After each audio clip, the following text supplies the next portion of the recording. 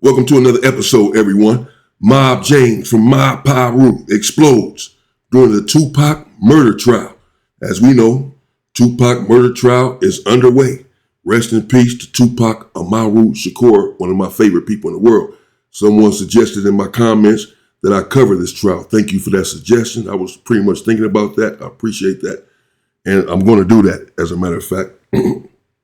Starting with this. So the prosecution has already gave their opening testimony. So has the defense. There have been a few witnesses that testified already. The woman who heard the gunshots has testified. I'm going to cover her testimony as well. And again, this is Mob James, as we can see here, who was a part of death row, in with Suge Knight, really brought Suge Knight around, and apparently has a lot of inside information about what happened with this situation with Tupac Shakur. He says that he doesn't want Keefe D, the accused individual, to go to prison. So apparently he's here on Keefe D's side. But let's see what he has to say. Rest in peace, Pac. You do solemnly swear the testimony you're about to give in this action shall be the truth, the whole truth, and nothing but the truth, so help you God? Yes. You may be seated.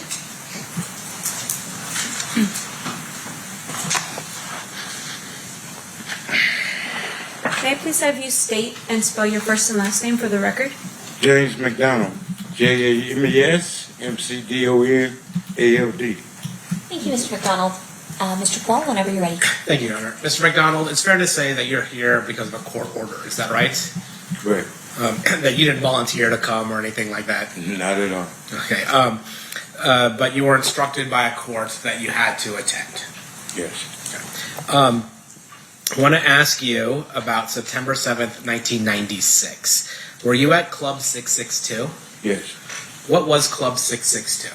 It was a club that Suge bought, and we operated it. When he opened, I was head of security through the neighborhood. Just a place to go and hang out. Did the number 662 mean anything? Well, to the new guys, that was part of our neighborhood, 662, Okay. MOB. Okay, MOB. And when you say MOB, there used to be, before Apple iPhones and those types of things, when you had to have landlines and you pressed numbers, 662, there would be letters under those numbers, and M and O would be under 6. Is that right? Right. And B would be under 2? Yes. So 662 would be MOB. Yes. Okay. When you talk about Suge, are you talking about Suge Knight? Yes, sir. How did you know Suge? He lived in my neighborhood. And is that in Compton? Yes. When you were at Club 662, you said you were head of security. Yes. Was somebody by the name of Reggie Wright Jr. there with you? Not at that time. No? No. When was he with you? I got out of prison in 1988. Suge came and got me in 1988. Like 4 days from coming home. Started another company, Fernhill Records. Then Death Row Records came. Soon as Death Row was launched, Reggie came a few months after that. Okay, so we're talking about the start of Death Row Records. Reggie wasn't part of Death Row Records initially, but you were. Yes. And then Suge Knight, was he the boss of Death Row Records? Yes. Okay. Was Suge from the same neighborhood? From the mob? Yeah. I wouldn't say Suge was. He was guilty by association. Okay. He wasn't from the neighborhood. He lived in the neighborhood. We looked at him as somebody from the neighborhood. When he started Death Row and started to recruit us, then yes, he's from the hood. So I guess there's a difference between living on a certain street versus being from the hood. Yeah. And how would you describe that difference? I look at it, you have three different type of friends in the neighborhood. You got gang members, you got gang bangers, and you got men that just guilty by association from being. For the record, I'm going to assume that he could get up there and plead the fifth, or refuse to answer certain questions, or just say, I'm not going to answer that. I'm going to exercise my Fifth Amendment right, whatever the hell it is. And just say the parts that's going to perhaps save Keefy D if that's what he's here to do. I don't know, but okay, whatever. He's opening up about, he's not saying anything, he's not exposing too much, I suppose. Living in that area. Okay. And can you tell me what the difference between a gang member and a gang banger is? A gang member hangs out. A gang banger handles his business, put in work, do. But then again, to be honest, I know of a situation where someone was brutalized and removed from the yard and had to go to a protective custody yard for getting on a stand in defense of himself and was talking about the neighborhood and what gang members doing this and that, but he wasn't snitching on his case or any of that, but they just, the crew felt like he said too much about gang stuff. Like you shouldn't be in court talking about any of this stuff, period. That's it. That was it. That was the rule. That was the call. And it went bad. Do what the gang do. And what was your role with Death Row? I was the guy that if something happened, she would have you take care of that. Like Snoop Dogg trial, there was issues up there. I was sent up there to make sure those problems didn't happen again. And are those problems, and I'm not asking you to get into specifics, but are those problems meaning issues with other people who might be gangbanging or might be trying to threaten folks, that type of Correct, thing? yes. And you were somebody that Suge relied on to be able to protect his roster of music artists and other things like that. Correct. And after you were asked to help out with Snoop, did Snoop have any other problems? No, we didn't have one issue at court. Now, I'm going to ask you, fast forward a little bit, to, were you familiar with the Southside Compton Crips? Yes. Would you say they were somebody you were in alliance with or a rivalry with? Right. Okay. And would sometimes that rivalry get violent? Anytime you're dealing with the gang life is going to be violent at any given time. Are you familiar with somebody that went by the name of Tupac Shakur? Yes. How are you familiar with Tupac? He was assigned to death row. And when he was signed with Death Row, would he also hang out with you guys? He hung with my brother now. Yeah. Not me. Who was your brother? Alton McDonald, Buntry Ave. Did he went by Buntry? Yeah. Now, during this time, is it fair to say that Mr. Shakur had an issue with rappers from the East Coast? I think Tupac inherited the beef between Suge Knight and Puck. Okay, that was your perspective of it. That's all it was. Yeah. And we all fell. Some of us fell victim to it because we allowed ourselves to be a part of the BS, should I say. And that was a situation between record companies, not gangs. So technically it wasn't our business. But when you had 20 men just fresh out of prison and didn't have a way of getting the things they wanted, getting a paycheck from Suge, we did almost anything and everything to get that paycheck. Now, was there another gang that was associated with Bad Boy Records, the East Coast record company that Puffy had? The only one I know of is Southside. And did that escalate the tension between Mob Piru and Southside? At the time, we wasn't There was no at war, no, it was peace. And when the two record companies got into it, Bad Boy went to Kippy D now, and Suge came to us. So that intertwined everything, and we, yes, we had issues. Do you recall any instances where that you were at where there were those issues manifested itself in terms of violence? Are you serious? Don't ask me that right here.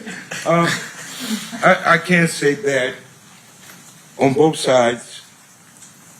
When each neighborhood met each other, there was a lot of tension. I'd say that. Okay.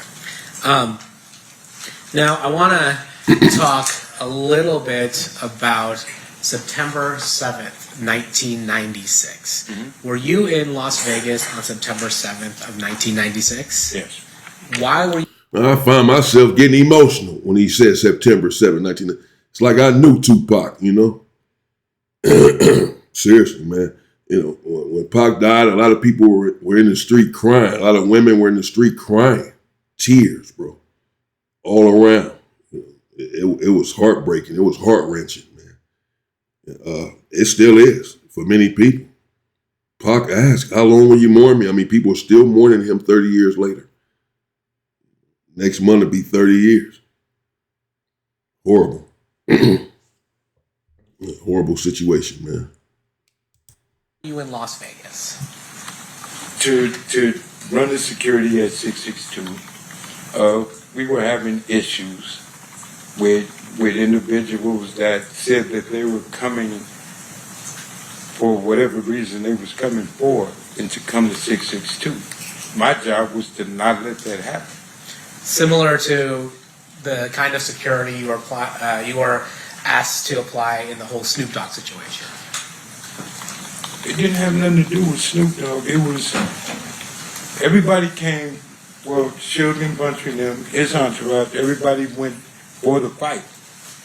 My job and all of my people were there to... That wasn't the question. We know it had nothing to do with Snoop. Nothing funny happened at 662. So we were the fall guys. So if something happened, we was the one that's going to go to jail for it. Prepared to do that. So nobody else was going to come up there and disrupt it in that manner. But if anybody remember that night, it was so many Metro and everybody there. No, neither side could have did anything. So it was calm, it was peaceful. So when you say there's so much Metro there, you're talking about so much Metro at Club 662? It was police all over the place. Now you said you were there to be on the lookout for something. What were you? You said I was on the lookout for nothing. I apologize. You were there.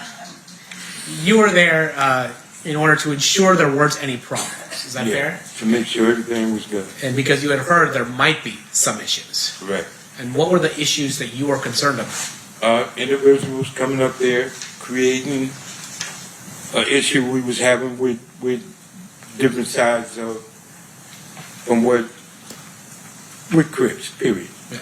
So you were worried about Crips. Not worried, so I'm sorry. You were there providing security to ensure that Crips did not initiate any violence at Club 662. Not just Crips, that nothing would happen. I don't know how much this is helping Keefy D right now. If y'all at the club worried about some Crips, why y'all worried about some Crips? And this is who is accused of killing Tupac. Period. Okay. And then when you were there, was Reggie Wright Jr. with you that night at September 7th, 1996 at Club 662? Yes. What was Reggie doing there? Reggie's job was to watch me and make sure I don't get in trouble. Everybody knew how I was. So Reggie, everybody else went to the fights. Reggie was there to watch me with the people that was there. And I'm guessing that you were not the only person there making sure there wasn't any problems at Club 662. I'm positive it was 30, 40 car rules there. And again, that was to make sure that there wasn't any violence that occurred at Club 662. Right. When at some point that night, do you learn that Tupac or Suge had been shot? That night, yes. Can you tell me how you learned about that? Well, people was coming back and was explaining that Tupac and Suge just got shot. Everybody was in a uproar. A lot of people started leaving, trying to get over there on Cobalt. We couldn't leave because we didn't pay to do this here. It wasn't too long after people started coming back, like Heron came back and went to the hospital. The majority of the people was leaving and then coming back because that night they said Tupac was going to be all right. And even Suge came back with a little bandage on his head. And we thought everything was good. People kept partying. So, and when Suge came back, you said he had a bandage on his head, but The dude said he got shot, but he was grazed, a little scar, but nothing penetrated. some people would describe being shot in the head even Well, slightly. you described that, I mean, Yeah. you're wrong. All right. So when you find out, well, let me ask you this: was Reggie with you when you found out that Tupac and Suge were shot? Yes. And did it appear to you in any way that Reggie Wright Jr. was coordinating the murder of Tupac Shakur? Impossible. I mean, and I say this because you're aware that there have been some conspiracy theories that Reggie Wright Jr. is responsible for the murder of Tupac. And it's so not true. His father was implicated, and his father had something to do with it. Reggie Wright used to be a police officer. And here again, I've been knowing Reggie Wright over 50 years. His daddy, as a police officer, patrolling my neighborhood. He done took me to jail many times when I messed up. Well, who did it then? If it wasn't Reggie White and it wasn't his daddy and all of this, was it Keefy D? Because he's the one that's on that's sitting at the defense table right now fighting for his life. Keefy D, I believe, said that he was 62 years old and that he was not going to take a deal because he has about 10 years left to live as far as he's concerned. 10, 12 years.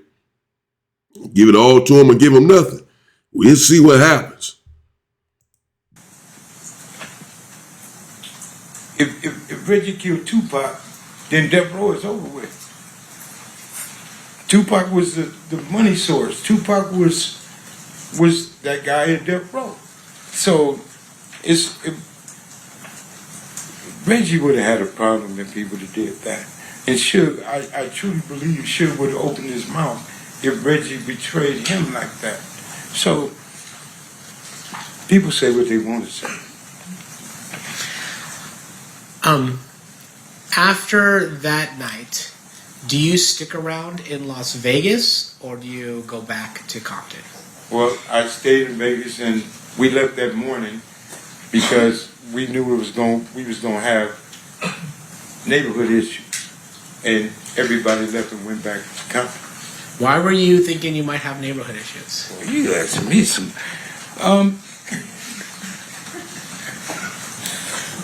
The issues that we was having was heated, and Compton was on fire at the time, and things were happening.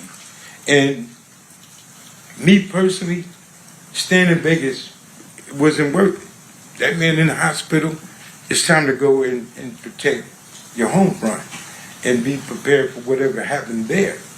You know what I'm saying? Like the other side was being prepared and was prepared to do things because look at how Keefy D looking at it. Orlando got beat up in there, and that's something you don't tolerate. So you was gonna get some repercussion from that and everything else that was going on.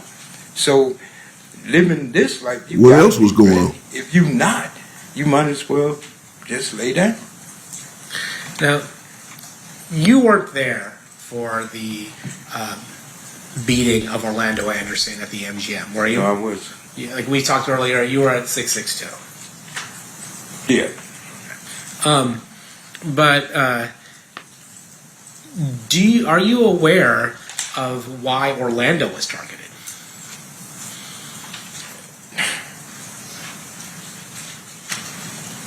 I'm aware of a lot of things. Things that was going on. People ain't talked about it in 30 years. Today ain't one of them. I don't mean to be funny, but here's the thing. A lot of things happened that night. A lot of things happened weeks and weeks after that night.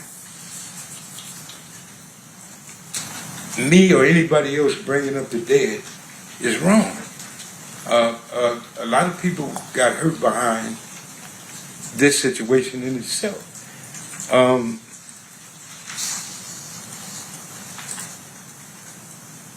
Living the life and how we lived in Compton is one thing. You bring back all of the guys that made it, like me, I'm 61 years old now, to rehash and relive this situation again. I told every attorney in here that tried to get me to come here, you better treat me as a hostile witness. And I think that's where I'm about to go now, because you asking me questions, I can't answer those questions. Okay, well, let me ask you this. Then I'm not going to speak on Orlando. Let me ask you something about yourself. There was a rumor that Tupac had knocked you out one time. I'd have killed him. That would have been your response if that happened. Yeah, I'm being honest with you and everybody else. I said it on my podcast show. Him, Suge, and my brother. I'd have shot all three of them if he touched me. That's how I was living. Why is that? That's what I was back then. And so, is it fair to say that your reputation and your standing in the neighborhood would require you to do something if you're going to get punked by somebody like Tupac? You don't have a choice, or you can't be there. I'm sorry. We're doing some side. Yeah, right. He doesn't want him to answer that question. Keefy D's lawyer don't want to answer that question. That's a setup coming from a mile away. Saying so, it's fair to say that if someone like Tupac marked you out, that you would have to respond because of your status in the hood and this and that. We see where this is going. He went over there and stumped out Orlando Anderson, so he had to respond, which of course points the finger at Keefy D, who has said that he is innocent. We know that Keefy D, Dwayne Davis, the defendant, the accused, has went on different podcasts and admitted to the murder of Tupac Shakur, explained in graphic detail exactly what happened. He is now saying that he just did that for the money, these interviews that he did, that he was lying, and that he did not have anything to do with it. So this is the case against him, and it's underway. No, that's my fault. I asked, that being in the life that you were, if somebody like Tupac is punking you, like by punching you in the face or something like that, you would have to retaliate, or you would lose your place in the neighborhood. You would have to go back home and fight everybody that called you a punk. You would have to go. There's some rules that you roll with, and some rules you just got to handle. Certain things need to be dealt with, adjusted, living that life. And when I was living that life, it wasn't no ifs, ands, or buts. It wasn't no, oh, you get a pass. No, I would have shot him, to be honest. So then you had mentioned, I'm not going to ask you to go into any specifics, but you had mentioned that... Well, yeah, so that, again, that doesn't necessarily help Keefy D. I'm not saying that he's frying him or putting Keefy D, the defendant here, with this sinister look on his face. I'm not saying that he's throwing him in prison or something on purpose. I don't know, but he's, as he said, a hostile witness, a reluctant witness, if you will. Then, but he's saying that that's the life that you live in the street, in the culture, in the gang culture, that, had Tupac knocked me out, I would have killed him, he says. I'm not sure that helps Keefy D. If Tupac had knocked me out, I would have killed him. And should, he said. And his brother, his own brother. He said, I shot all of them dead. And this dude is asking, so that's because of your status in the hood. That's the life you live, right? Because if you don't do that, if you don't respond in that way, then you lose your status in the hood. You're considered, you say, yeah, you got to go back and fight everybody in the hood now, this and that. Okay, so that's the prosecution's point. Sort of helping to prove the prosecution's point. The prosecution's point is that Tupac did this to Orlando Anderson, made him look bad, punked him out by beating him up, stumping him out, and he had to do what he did to him. As you are here admitting that you would do this. In other words, you did the same thing that Orlando did then. After what happened here in Las Vegas, there were issues between the neighborhoods. How long did that last for? Was it like, all right, one day we're good, everything's done, or did it last for longer than that? No, it was tension in the air for quite a long time until I guess both sides, and he might agree, just said that this, because it really wasn't our beef. This was between Suge Knight and Keefy D. And people put themselves in situations like myself. I'm guilty as everybody else. Like myself, I put myself in a situation to protect something and somebody that didn't have nothing to do with me. I did it for a paycheck. I did it on some just because. I'm older now. I get it. But we did things for all the wrong reasons at that time, in them days.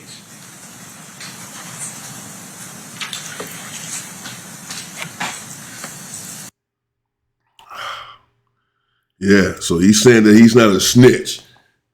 I'm a hostile witness. I'm about to turn to a hostile witness. I warned y'all about that. I'm only here because I was, subpoenaed apparently. They said that he's there, not voluntarily, but because he was subpoenaed to court. So, obviously, the lawyer has to, Keefy D's lawyer has to ask some questions as well. And I don't even think this prosecutor is finished with him really, but we'll see what else he has to say because that's only one person questioning him. And, so we'll see what else goes on in the trial in general. I'm on it. I'm about to cover this. I'm sure it's going to be must-see TV. I mean, it's the biggest rapper, really, of all time, basically. So, yeah, and it's his murder trial finally, 30 years later. Let me know what you think in the comments. Mob James, what do you feel about his testimony? I'm sure it's going to be differing opinions. Some people are going to say he shouldn't have said a damn thing. He said way too much. Some people are going to say he didn't help him. Some people are going to say he's trying to help him. Some people are going to say he don't know what he's talking about. I mean, what say you? Let me know. And I'm on top of it. Stay safe and go subscribe to my other channel, The Unwoke Culture. The link is in the description of this channel. The Unwoke Culture. I'm over there pressing right now. I didn't press play over there. It's up. Go support me. Subscribe over here as well, please. If you have not, thank you. Stay safe and safe. Free, people. Unlike Keefy D. Out running his mouth. Then went to jail. That's what it was. It was nothing else. It was his interviews and podcasts that got him arrested. Stay safe and stay free, people.